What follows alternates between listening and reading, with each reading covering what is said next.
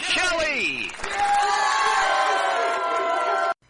24th day of September 2018, allegedly, according to that thing we call a calendar, and this indeed is the O'Kelly Effect. Broadcast live from the facilities of O'Kelly.com, but also heard on a variety of other networks. Anyways, do appreciate you for tuning in, whether you're catching this live on the stream, which is usually the best place to, at O'Kelly.com or the O'Kelly.com radio network on your various apps and such.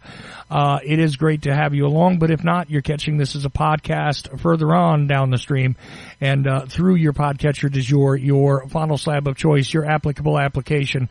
We do appreciate you as well.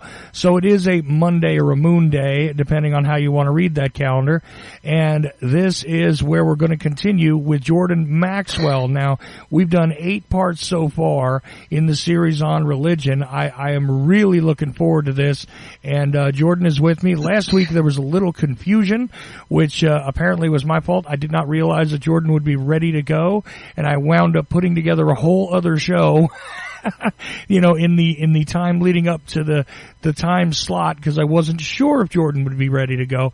I thought he actually might be a little tired from some other things he was doing, and it turns out he was ready to go. And so therefore, the reason why we're not on part 10 this week is my fault. So just so you know, Jordan was more ready than I was last week. Okay.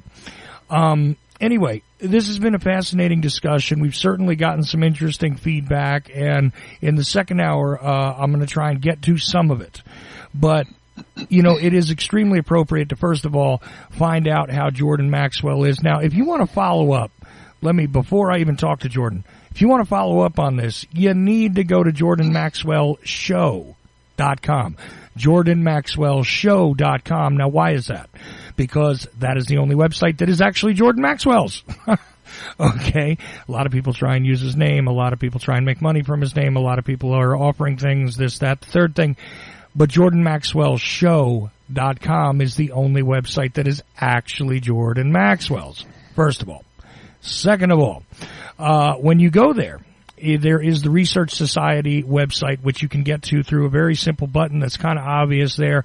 Now, there's recent developments in the Research Society, and you can go there, and if you join, there's a one-time fee. You can get a lifetime membership over there and really go in depth not only on the topic of religion and spirituality, which we have covered, but you can go much deeper into a great many other subjects like money, like government, like the various pieces of redacted history, and so on and so forth. A great deal of study and effort has gone into creating the Jordan Maxwell Research Society, which you can get to through the JordanMaxwellShow.com website. Now, there's that, but there's also a new feature over there, Jordan, right? Yes, there is. There's a brand new feature that I've wanted for 25 years. It's finally happened for me because I have somebody who was able to do it for me, and they did a beautiful job with it. And that is, I'm now able for the first time to stream my videos so that people can click on the video cover and it goes directly to streaming, so that you can watch the videos right then and there. You don't have to order them and wait for it to come in the mail. For a small fee, you can just download the video and watch it right now, immediately. And so that's part of the technology we have that I don't know anything about, but I did have someone who did this for me, so that now I can put out my new videos and people can download them and watch them immediately. So that's a brand new thing, and that's on my home page. If you go to Jordan Maxwell Show, and on the right-hand side of the home page, you will see the 2 new videos. Click on them and watch them. That's it, and thank you. Well, right. Now, here's the interesting thing. Just so you guys know, the price of these streaming videos is actually lower than what it would cost you generally to order a DVD and have it delivered. It's like around the price of the shipping, for most of the world, is what it would cost you. So it's interesting that, you basically pay the shipping cost and you've got it immediately. Yep. So there you go, electronic delivery. And meanwhile, the Research Society site is still there, just like it was with this addendum. The Jordan Maxwell Show site is still there. Actually, I shouldn't say just like it was, because quite honestly, there's more information being added to it all the time. And there are terabytes of waiting information that are being, added as quickly as the webmaster can. So therefore, you might have gone there last month and said, well, I've seen it all. Don't know how you did that, but let's just say you did. You go there again and again, and you'll find that all kinds of new stuff is being uploaded, not just the new videos which you can purchase directly, but the stuff that's already up there. And plus, it's just great to visit Jordan's website, email him, make a donation, whatever. Participate in all of this. There's a lot of knowledge there that Jordan has given away for many, many years. So you can begin to navigate it by going to jordanmaxwellshow.com. Okay. Now, we have done an extensive little mention of that, and I promise you I will mention it again before the show's over. But Jordan, let's get to the meat of the discussion right away. We were certainly in the depths of discussing the Old Testament and all of these things. And we've gone to some interesting places. I refer you back to the earlier episodes. But I'll tell you, what you decided you wanted to begin with tonight is amazing that, well, first of all, that nobody's ever really, I don't know, maybe somebody has. Maybe I missed it. But I've never heard anybody put together what you're about to lay down that will explain something in a succinct manner about where certain things come from, other than yourself. So who knows? Maybe there are other teachers who've done it. I'm just not aware of them. But could you begin to explain where it is we're going to go tonight, please? Okay.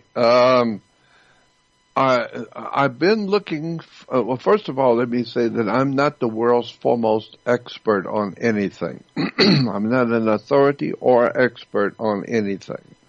I'm just an ordinary man pursuing extraordinary knowledge. I'm fascinated with wisdom and knowledge and where things come from.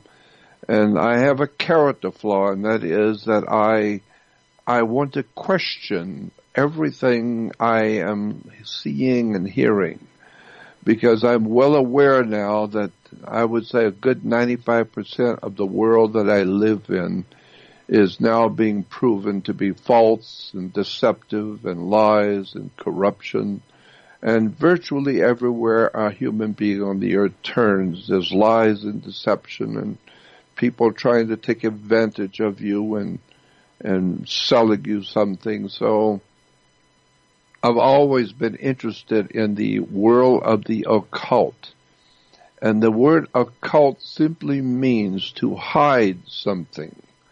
So if you put your hand in your pocket, it becomes definition in a dictionary as your hand is now occult, because the word simply means hidden.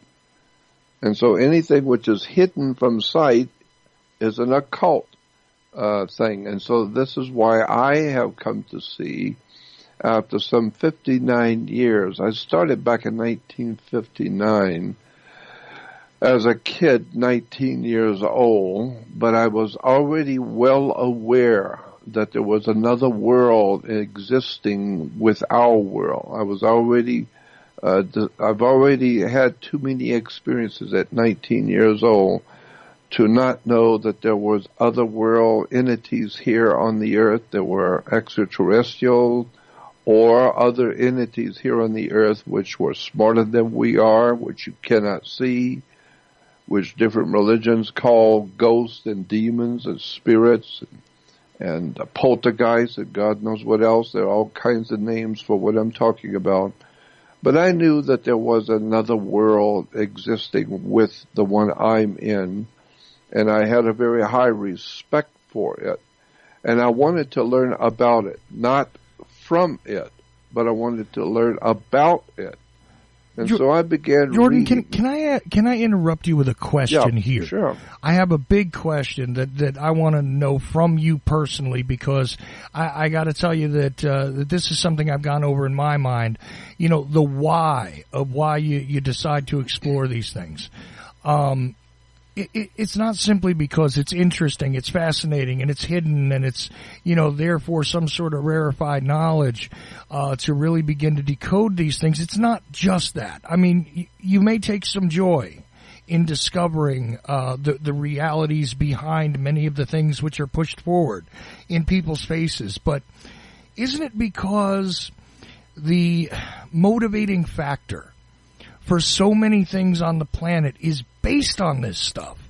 Yeah. That we have a need to understand it. Like, in other words, there are whole wars, there are whole societies, there are whole executions of individuals en masse, genocides are committed.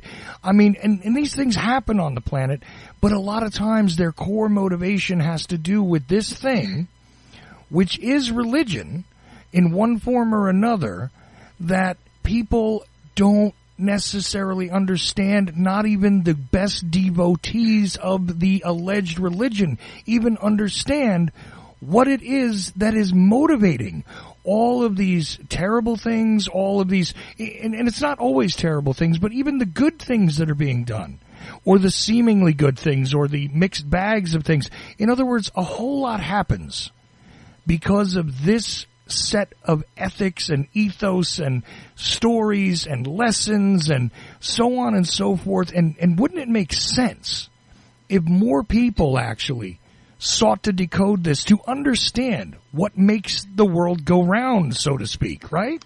That is precisely my feeling. That's what I grew up feeling as a kid. Why don't people actually examine what it is they believe and where it came from? But as a child, and see, that's why the Jesuits and the Catholic Church have a famous saying that they have said that give me a child till he is 7 years old, and he will be mine forever. Meaning that from the time you were born to until you're 7 years old, you have just, because you're a child and you don't understand, you rely on the adults to feed you. You rely on the adults to tell you and to show you. And you're just a little child growing up. And so you're learning. You make mistakes and you misunderstand. But there's also a beautiful innocence about a child that begins to question why things are the way they are, and you talk to the adults and they will tell you and explain it to you. But the problem is that the adults do not have the education, the background, the experience, or anything else that's required, including to be intelligent, to give you as a child the correct answer. And so you grow up understanding the world from what your great uncle used to say, or what your mother told you, or what your grandfather has said about it, and what your friends at school thought. And so you grow up with all of these opinions. Everybody's got an opinion. And then you listen to all the experts. And one thing all the experts have in common is they all have a different opinion. And then one day you finally wake up and find out, no, we're all just humans. And as humans, we don't know what we're doing. We haven't got the faintest idea what anything means. And even when we go to college and university, they're just telling you what somebody wrote in a book for you to get a work permit, for you to go to college, spend tens of thousands of dollars to go to university, to learn something, to get a degree. And you better look at that word, a degree. And so why do you get the degree? So that you can get a good job, so that you can make money and live well. It's not because you are extraordinarily brilliant mind. No, you need a job. So you go and get a degree so that it's a work permit. And ultimately, one day when you're old like me and you're 78 years old, broke, living in one room with nothing, it finally begins to dawn on you that the world that you have come into, that you were born into, is made up of human ideas, human concepts and belief systems that have been around for thousands of years. And the more we change, the more we stay the same. We're still buying into the same old stories that our ancestors did. And the bottom line, at the end of the day, if you're intellectually, and catch that, intellectually honest, which most people aren't, but if you're intellectually honest, you will understand that whatever it is that you believe, whatever it is that is important to you in your life, it is basically depends on where you were born, where you happen to have been born. If you happen to have been born in Russia, then you will probably be looking at things from a Russian Orthodox viewpoint, the way your family taught you. Or if you were born in Alaska, then you would you would take on the culture of the people in that area, the Eskimos and their theology and beliefs. Or if you were born in China, then you would have a Chinese viewpoint on things. And if you were born in England, then you might be a Christian or an atheist or whatever. But your belief system is based on where you happen to have been born. And since you didn't have any choice about it, you came into the world wherever it is you came in, and you had all of those people around you explaining to you the way life really is. And if you don't go anywhere, if you don't travel and see the world, the rest of the world doesn't believe what you thought you believed. And so I've always understood that the world is based on what you think and what you believe based on where you were born. Now, it's interesting. It's interesting that we have the Western world, they call it, right? Yeah. And often, you see, most of this audience is going to be people that primarily speak what they call the English language. This automatically means they're kind of already in one particular part of the world. That's you know right. what I mean? Of course, That's English right. has become the language of business, and it is, as you have described it, a designer language and all ways, okay? But it's interesting to me that when they start talking about the Western world and this idea that we have, I hate to use the word again, but an ethos, an ethical system, which is based on something, and I often ask, well, what is it exactly? Most people will respond that it is based on the Judeo-Christian ethic. And I find that interesting because to nail down the Judeo-Christian ethic, people will often turn to, well, here's the Ten Commandments. And we talked about the Ten Commandments on this show. But they will tell you that there's a lot of stuff built into that based on the stories in the Old and New Testament. And this is it. There is an ethical system here which has been given to us by the one true God, that has been given to us by the one true system, which became another system as time went on. But both are still valid, you see. The original Jewish or Judaic system, right, is still in effect, but it has been modified into this into the new religion of Christianity. And really it's almost as if to say there's a Christian world and then there's everything else. Yeah. But I don't see clarity in the actual scriptures, quite honestly. And I don't see clarity coming from these various sects and individuals that claim to have the best translation and understanding of all of those things. So where does this come from, really, Jordan, is the question, right? Well, yes, and I would remind you that there's a scripture in the Islamic, what's the name of the book? The Quran? Quran, yeah. And the last two letters in Quran is A-N, and that goes back to the god Anu, A-N, A-N-N-U, Anu. And so that's an interesting connection to the ancient Greek gods that the Islamic world is not aware of, and we don't want to, disturb them by telling them something they didn't know. But the Quran is actually based on the ancient Greek gods.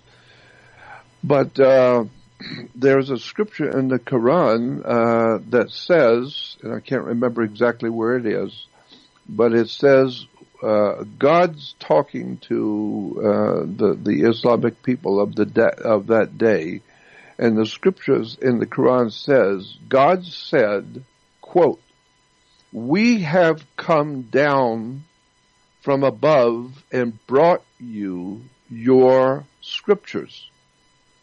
End quote. What are you talking about? We have come down from above and brought you your scriptures. I'll have to find that again. I've got it written down on my research papers. But I haven't got it in front of me. But there is a very pregnant statement in the Quran. We have come down from above and brought you your scriptures.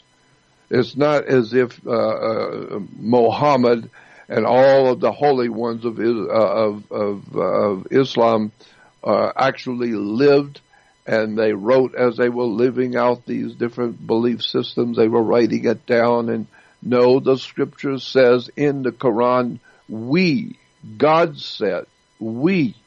What are you talking about? God says we. Who's we? And so it says in the Quran, God said, we have come down and brought you your scriptures. Well, you better do some homework and find out who the we is and where they've come down from. And what are you talking about? They brought you your scriptures. In other words, it's already been written down and it's already been codified, and we're just giving it to you people. You go sit down and read it. And don't ask where the book came from. Don't ask who wrote it. Because there's all kinds of ideas, and we all got different ideas about who wrote what and when they wrote it and the time and all that. No, just read that one scripture where God says, we came down and gave you your scriptures. I'm assuming that is a very good scripture for everyone. Catholics, Protestants, Jews, Arabs, the whole world has their holy scriptures because we came down and gave it to you. So that is, as far as I'm concerned, an incredible but brilliant statement that is absolutely true in my book. Because you will find all the different scriptures in the world are very complete. All the scriptures are complete. It's all there. Whatever it is you need to know, it's all there. And it coincides with other scriptures, and everybody knows that they have the truth. And all the different religions, they have the truth. And obviously, whatever particular religion you happen to belong to is obviously the correct one. Obviously. Why? Because if you thought for a moment that the people down the street from you and their church and their particular religion had the truth, then you would already be there with them if they had the truth. But obviously they don't have the truth. They just have some book or some writing by somebody. But you have the actual truth. Why? Because that's the church you go to. And you're not a fool, and therefore you would not be going to that church if there was even a hint that it might not be true. So therefore, you are going to a particular religious belief because you know beyond a shadow of a doubt that this is the absolute correct way to understand theology and God and religion. And so everybody else on the block feels the same way about their beliefs. And so the bottom line is, if you look over the earth with an open mind, you will finally see the entire world is lying in the power of the wicked one. The conceptual idea is that the entire human race is so full of bull and so lied to and so corrupt and so ignorant as to understand where their belief systems have come from, and they will fight you to defend their particular beliefs. And therefore, like you said, these belief systems, somebody's given us all these scriptures. Somebody's giving us all of these religio-political ideas and philosophies that we grow up up to 7 years old. We grow up hearing and believing, and now We now have our own religion, and that's the difference, and I've said this before, but I say it again. That's the difference between theology and mythology. Theology is the worship or the study of God. Theo is God in Greek. Therefore, if you want to study the subject of God, it would be called theology. But then there is another kind of study that's called mythology. Mythology is based on the word myth, which means a story, basically. It doesn't mean it's true or not true or good or evil. It doesn't mean anything. The word simply means a story. Well, there's all kinds of stories. It may be true, it may not be. It's just a story. So now, how do you know the difference between a mythology, it's just a story, and theology, the correct understanding of God? How do you tell the difference? Simple. The way that you understand God, the way you and your family and the way you and your church or your group understand God is called theology, the way you understand God. But the way somebody else across town, the way the other people in another city, the way they go to a different church or a different religious service, they have a different view of God, completely different from you. So obviously what they have is mythology, because you would not bother yourself with a simple story, a myth, a mythology. You have the truth. Therefore, you are studying theology. But your neighbors in town that are going to different religious beliefs and have different religious garb and all that, they are actually worshiping a myth because they don't have the truth. You've got the truth. And if you thought that they had the truth, then you would go down and join them and go to their mosque, or they would come to your synagogue. And so people don't realize whatever it is you think you believe is because that's what you believe. Thank God it's not what everybody else believes. And so everybody who accepts things, like their fellow man, everybody wants to be accepted. And this is another problem the human being has, is that as a child, especially, you can relate to this.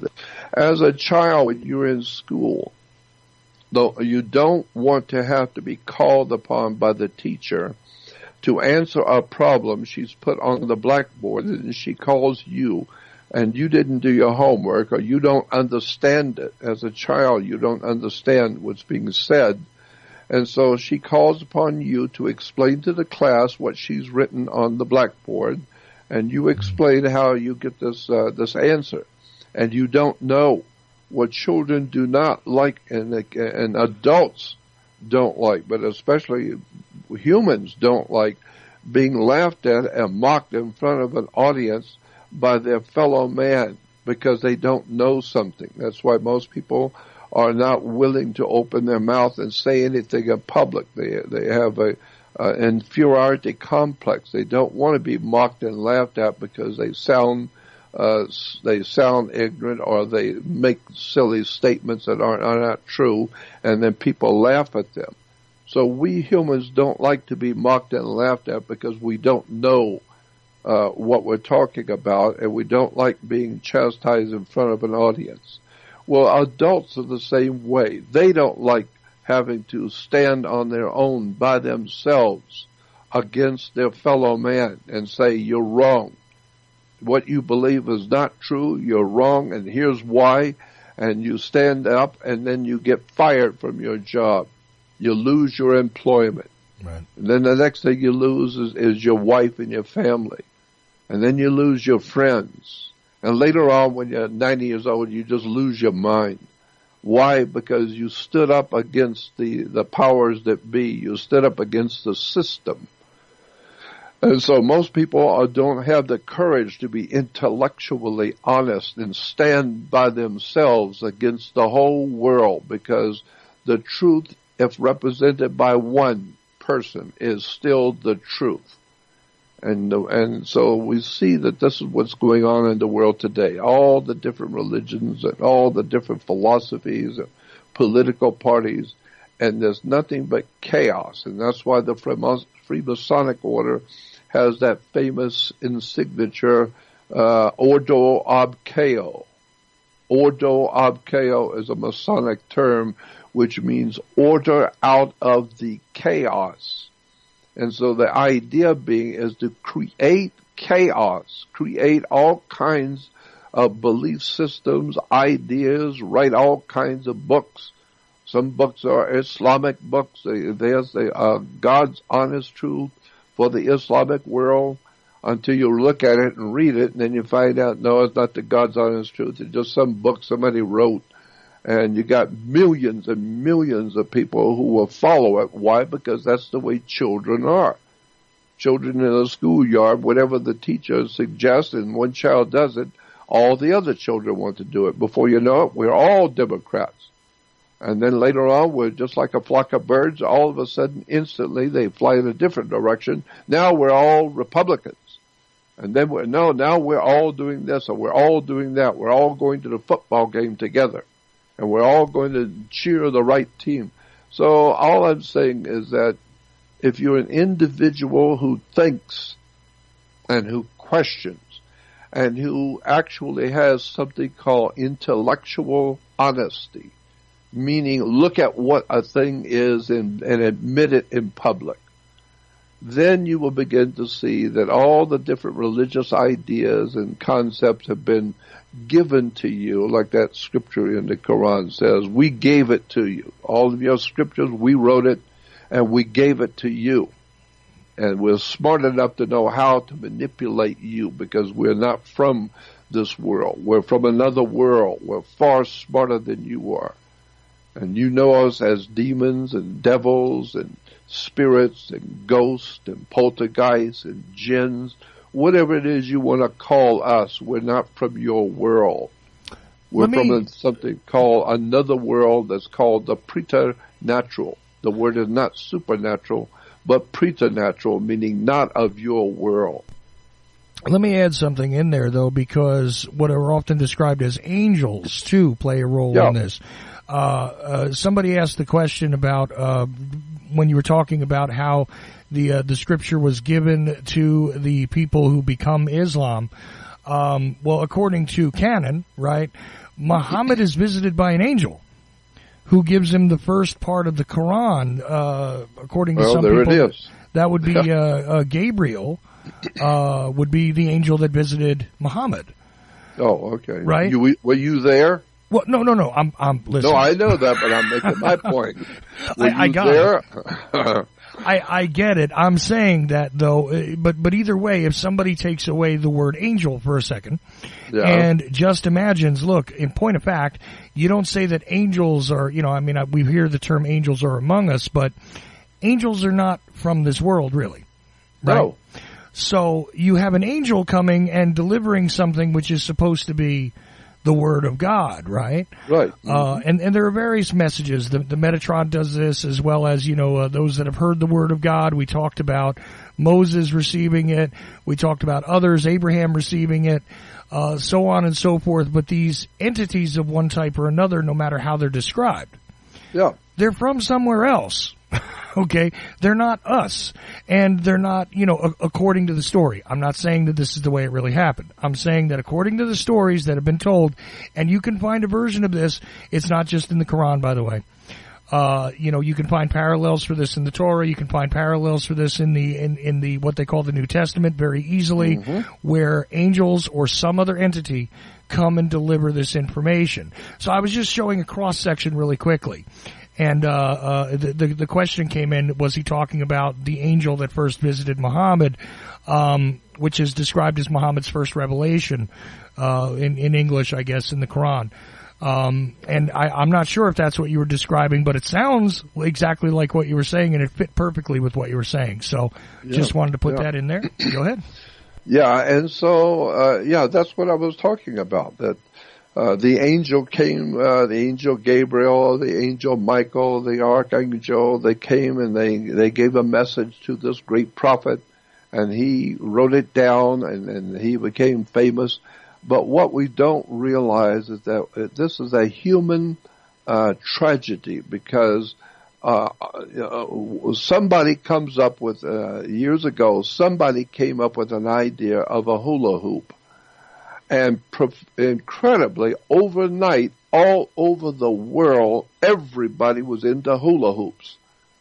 Everybody. All the nations of the world. Russians had hula hoops. Chinese had hula hoops. Everybody had. And you've got to wonder, what is going on here? And again, I will bring up the same example as before. When you see thousands of birds flying as in one direction, as one unit, and instantly, in a blink of an eye, they all turn and go in a different direction. Just as you will see fish, schools of fish, and you will see thousands of fish, and they're all going in one direction, and instantly they all turn and go in a different direction. How is that possible, that they all make the same decision instantaneously when there are thousands of them? The same thing is true with us. We all are just like all the other animals on the earth. We love to go to the football game. Why? Because everybody else is going. And then everybody's voting for this Republican, so we're voting for him. Everybody's going to see this particular movie because everybody loves this particular song. And therefore, we love that particular song. Why? Because all of our friends and neighbors. And so you find out, no, we are like the animals. All of us are just going from one place to another, and somebody is leading us. Somebody's giving us these new ideas, the new religions, the new concepts, what we call the new technology. And we're being led by someone that we cannot see. We're being led by some kind of a presence on the earth that is leading the destiny of the human race. And we are nothing more than ignorant, ill-informed, self-centered, egotistical, unread goofballs, humans like the fish, like the school of fish, like the birds. We're bird brains just like them. And we just go along to get along because that's what everybody at school believes. That's what everybody at work believes. That's what everybody's into. So we want to be loved, and we want to be a part of our family and all of our community. So we will agree and go to the same church or believe the same thing. None of us have the guts to stand as an individual and say, I don't buy any of it publicly. And here's why.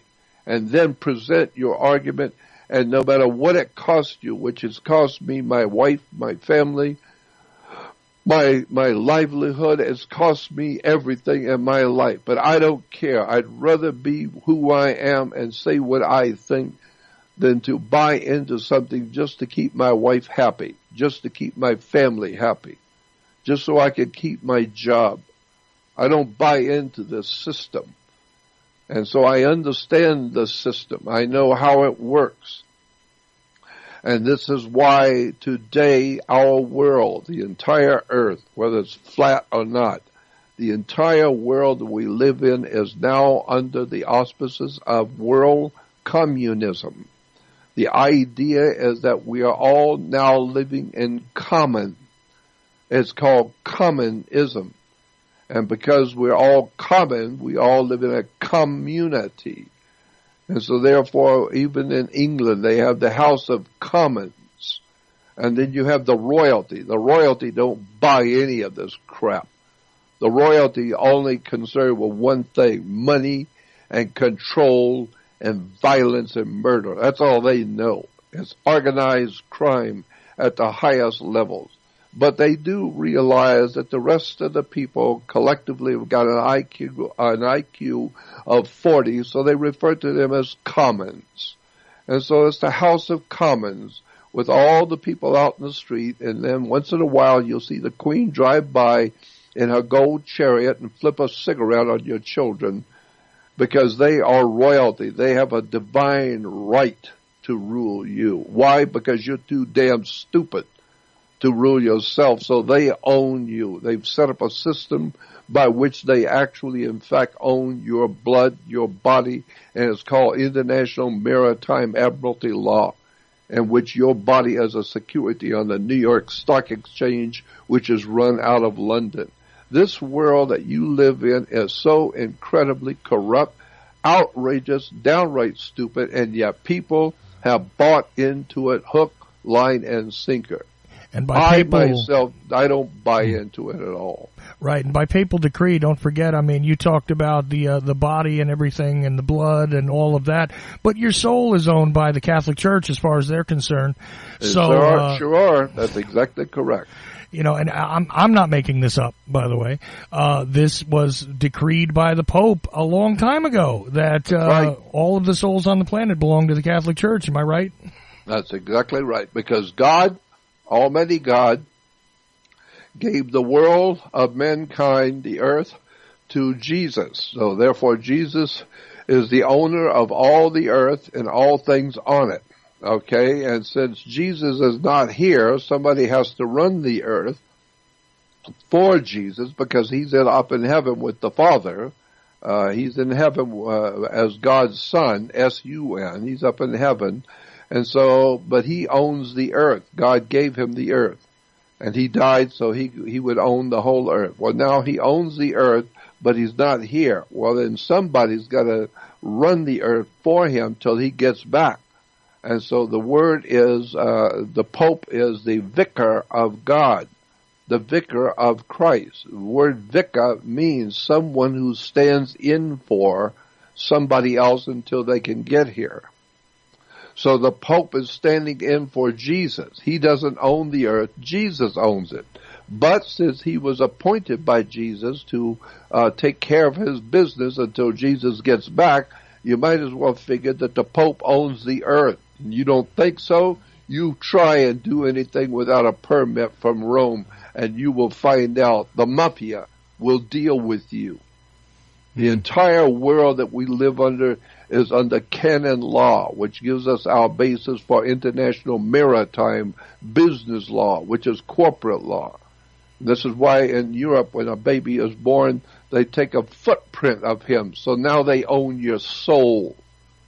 You need to wake up and find out how this world is actually put together and who did it and what the Vatican really is, not what you thought it was. And the incredible stories that have come out of religion and theology, which have destroyed our freedom, our liberty, our country, our morality. We are an ignorant, ill-informed lot on the earth. We are considered to be nothing more than cattle. Go back to a dictionary and look up the word chattel. C-H-A-T-T. Chattel. And you will find chattel is a human word for cattle. So we humans are not cattle. We humans are chattel. And so to international banking and to all the royal elites of the world, we people are nothing more than animals to be bought and sold on the New York Stock Exchange. That's why if your daughter is going to marry some young man, or your son is going to marry some young girl, that she comes from a very wealthy family, we say, well, you know, she's of good stock, and my daughter's getting married, but she's marrying a very wealthy young man, and he's of good stock. Stock? What is she doing? Marrying a cow? No, you're good stock if you are wealthy, because that's all you are to start with, is common stock, or you're of good stock. And therefore, as according to the international monetary systems of the world, you are a male or female. Go look it up in a dictionary. It's called male and female. But if you look it up in the law dictionaries, you will find that the word male and female are words only used in relation to animals. But if you are considered as royalty, or considered to be as royalty, and what royalty are as men and women, Therefore, if you're royal, you are masculine and feminine. And that's the way it reads in what is called the governmental systems of the world. If you are royalty or if you're wealthy, you are a man or a woman, and therefore you are designated on paper on your identification as masculine or feminine. But if you're an animal, you are male and female. Look it up in a dictionary. And so that's why on all of your identification, you're either male or female. You're not a man or a woman. You're an animal, and we will treat you like an animal. We stamp you, we burn into your skin your number. We give you a number. It's called a social security number or some sort of a identification number, and you're just a number. You're not a man or woman. Therefore, you have no rights. You have no right to do anything. So don't tell me, in America, I have a right. You've got no rights. You're under international maritime admiralty law, and as of 1870s, the United States of America no longer exists in law. What you don't know is the United States of America no longer exists. It went defunct, but nobody told you because you weren't reading. It went defunct in 1870. The United States of America has not existed on the earth in law or in government since 1870, because in 1870 to 1871 and 1872, there was a whole new governmental structure set up in the United States of America. Why? Because after the Civil War, the United States were not united. We weren't united anymore. We just had a civil war in which blood flowed all over this country. So we're not united. So now we're just a company. And so today we are referred to as the United States. But go back and look at it and start studying it. You'll find out today we are the United States Corporation. We're a privately owned company, a corporation. That's why when you die, you're a corpse, because you're a corporation. You need to wake up and find out the world you live in is nowhere near what you thought it was. You don't have any idea about law and regulations, and you need to get a fees, you need to pay fines, you need to get a permit. You can't even get married without a license. You can't drive without a license, or get married without a license, or become a minister of the clergy without a license from the state. What a sad, sad tale that's happened to the human family. You know, a couple of things before we wind up closing out this hour, which is going to come up very fast, believe it or not, Jordan, to verify, to back some of the things that you've said. First of all, for my own personal life, I actually was ordained a minister at one point. And I have performed a couple of marriages. Now, here's an interesting thing. When filling out the governmental paperwork, which is different than the ceremonial aspect of it, by the way, you have to fill it out and register the license in the town where the woman resides. Which is interesting because it virtually means that only the place where she lives is allowed to issue said license, right? Like it has to be issued through there. It's almost like the same type of paperwork when you're breeding livestock. Guess who issues and verifies that they, only had this sort of animal here? It would be the farm that the animal is on. That's one thing. Okay, just throwing that out there. And yes, indeed, you do need a license to do that. There are ways to acquire it that are interesting, but it can be done. I actually still have one. Okay. So that's an absolute truth. The other thing is, when you mentioned earlier about the Jesuits stating that listen, you give me a child up to the age of 7 and all that, this comes from a story. See, they take these stories and then create behaviors based on the stories. The story is about the prophet Samuel, right, whose mother prayed to God for a male son, or a male child, and therefore got one and stated that she would give him to God, which was she basically took the child and turned him over to the priests when he was a baby. Yeah. Mm-hmm. This is what that behavior, what that sort of philosophy is based on, is that particular story. That's an Old Testament story, by the way. So, if you don't believe me, go ahead and look it up. I know Jordan knows what I'm talking about, but I'm saying for the listener, these are two realities which you have just brought forth in the first hour that some people are paying attention to. I'm actually getting some live feedback about this as we speak, and we haven't gotten too many clear questions. One question is pretty intense, but I'm going to save it for the next hour because it is about the value of life, and it is something that you're leading into discussing here.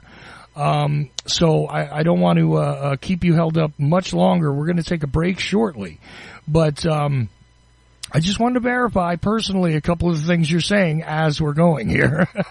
This is not a matter of, and here's the thing, like Jordan said at the very beginning, I'm a regular person. I'm a regular man who is trying to, an ordinary man, trying to learn extraordinary things. Trying to gain extraordinary knowledge, and you've certainly done that. Now, you say you're not an expert on anything, and that's fine, because you know what? Neither am I, and neither is anybody who's intellectually honest.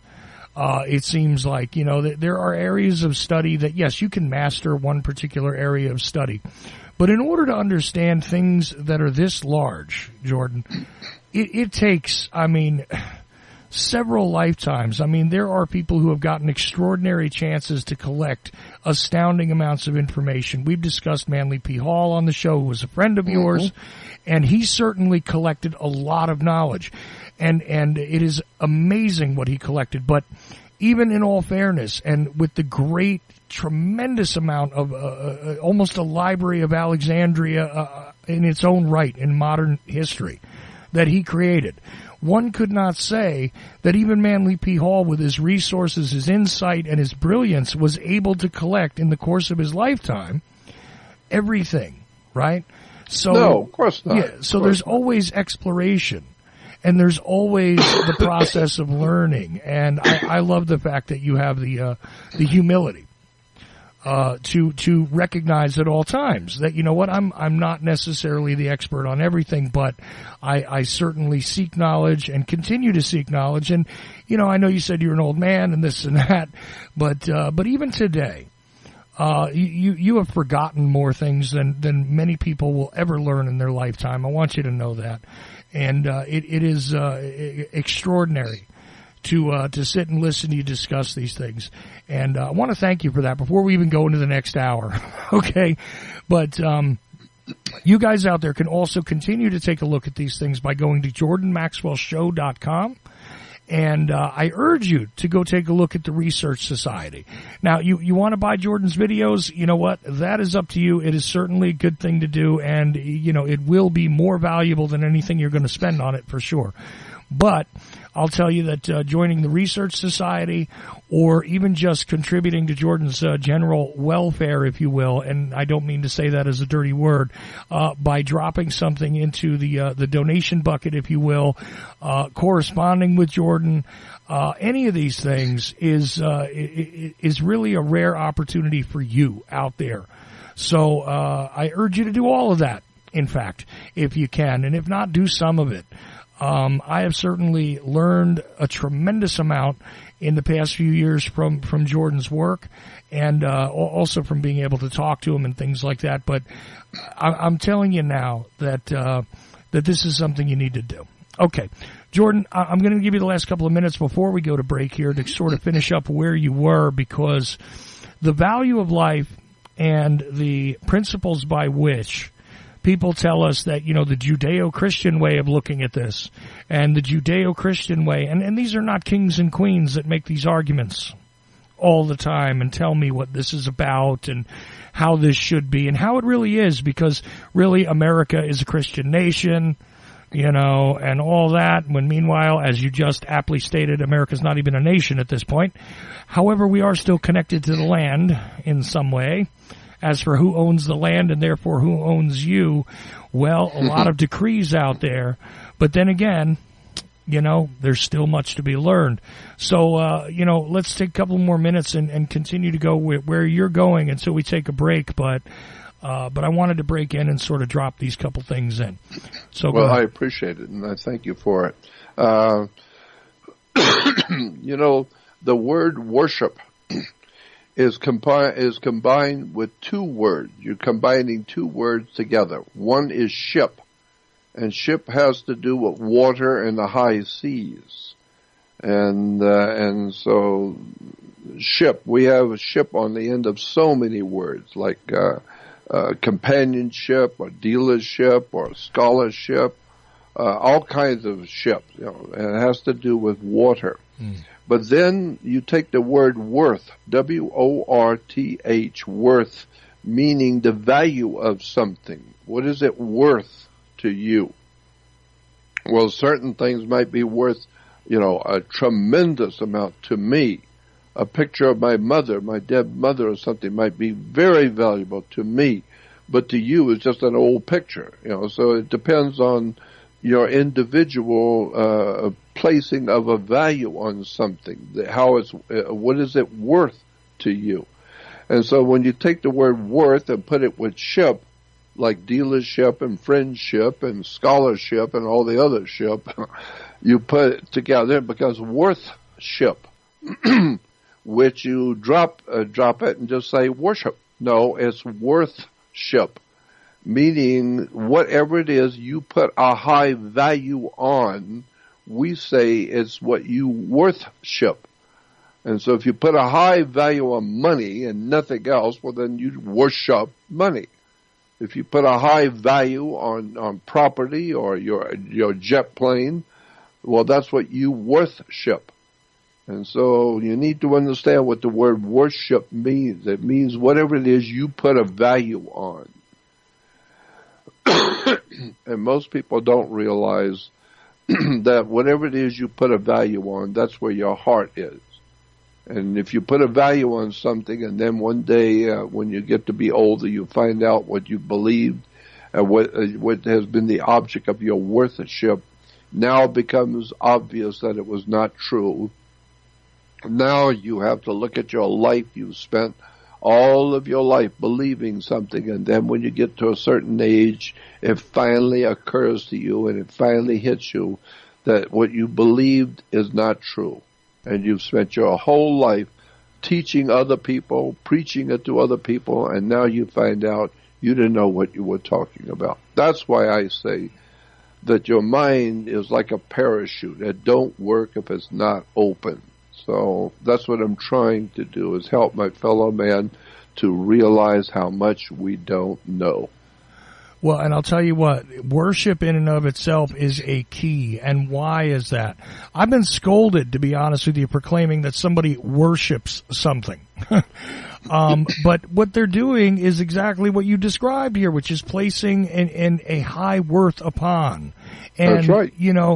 If you're worshiping something that at the end of the day doesn't really hold its value, there are people who I can confidently state worship money.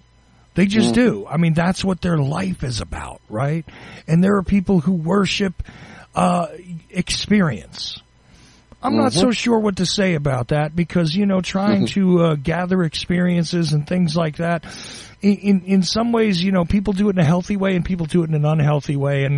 And quite honestly, that those that worship just being able to collect the experience, to me, I don't know. I don't know if that's a good thing or a bad thing, Jordan. I leave that to the individual's ideas, right? But when you see people worshiping, worldly goods as if they are the mark by which all things should be judged. Somebody's rich, so therefore they're a smart person and they're a good person. You hear that kind of thing said and you say to yourself, it's almost as if they're worshiping the money because that money allows so much value to be put on this individual that they become something other than a man or a woman. They become above the others because they've collected something. And what does that really mean? And then there are others who say, what is it you worship? They ask the question, what do you worship? And they ask that question to me a lot because I really don't give a clear definition of what my spiritual beliefs are on this show in a lot of cases. I think I do, but apparently I don't. But when I say, you know, life in and of itself is a mysterious creation, and to me, to worship it, to value it, is really the thing that should be driving us. That we should value life in and of itself and not make these decisions that there are lives that are not worth something and there are lives that are worth something. I mean, we're now separating people into piles, right? That's you know, right. Some people are pennies, I guess, and other people are silver dollars. That's right. You know, according to some people, again, to go back to the money, because it's one of those things everybody seems to recognize and never bothers to question, really, throughout most of their lives, is that money exists and therefore does this.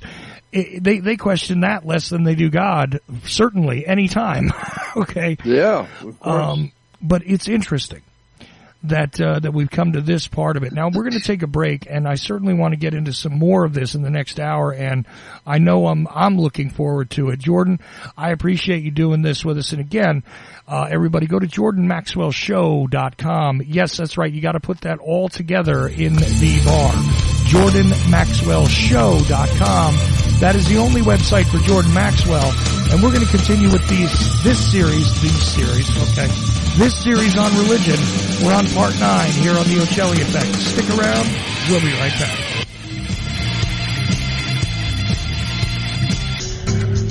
WallStreetWindow.com. Gold, silver, the stock market.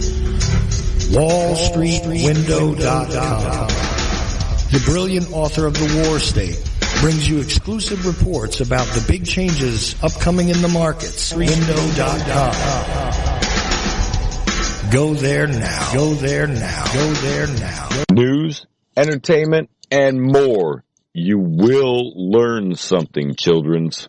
Ocelli.com.